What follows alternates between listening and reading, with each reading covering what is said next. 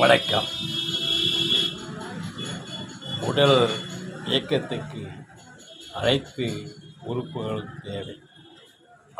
அனைத்து உறுப்புகளும் வேண்டும். இருந்தால்தான் உடல் இயக்கத்தில் இருக்கும். ஒன்று இல்லை என்றால் ஒன்று வைத்து உடல் இயங்காது. எல்லா உறுப்புகளும் செம்மையாக இருந்தால்தான் இந்த உடல் உயிரோடு தாங்கியிருக்கிற உடல் இயக்கத்தில் இருக்கும், இயங்கிக் கொண்டு இருக்கும். அதனால் எல்லா நிலையான உறுப்புகளும் அனைத்து உறுப்புகளும் வேண்டும்.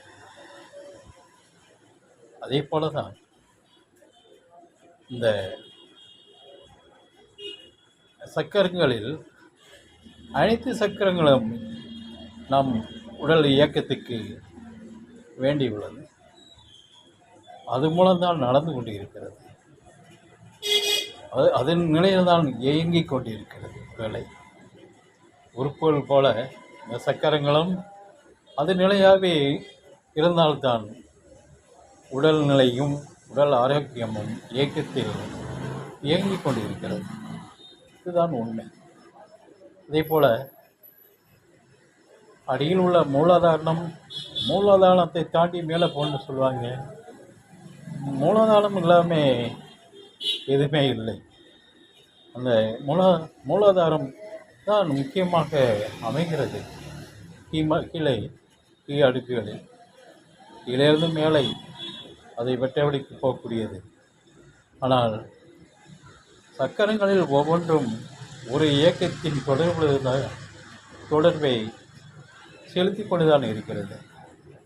நாம் மேல அடுக்குகள் இருந்தாலும் நித்திரையின் போது சுகமாக தூக்கத்தை கொடுப்பது, உண்ணாக்கில் உட்கார்ந்து உறக்கத்தை கொடுப்பது இந்த 5வது அடுக்கு விசுத்தி. அதுதான் உண்மைகளையே நமக்கு சொர்க்கத்தை கொடுக்கக்கூடிய ஒரு 5வது சக்கரம், 5வது அடுக்கு. அதுதான் நித்திரை என்னும் நிலையிலே அந்த உள்ளடக்கத்தில் ஒடுங்கித்தான் நித்திரையை குடிக்கிறது. அது ரொம்ப அனைத்துமே முக்கியம். இது முக்கியம், அது தேவையில்லை, அதுதான் வேண்டும் அப்படிங்கிறது இல்லை.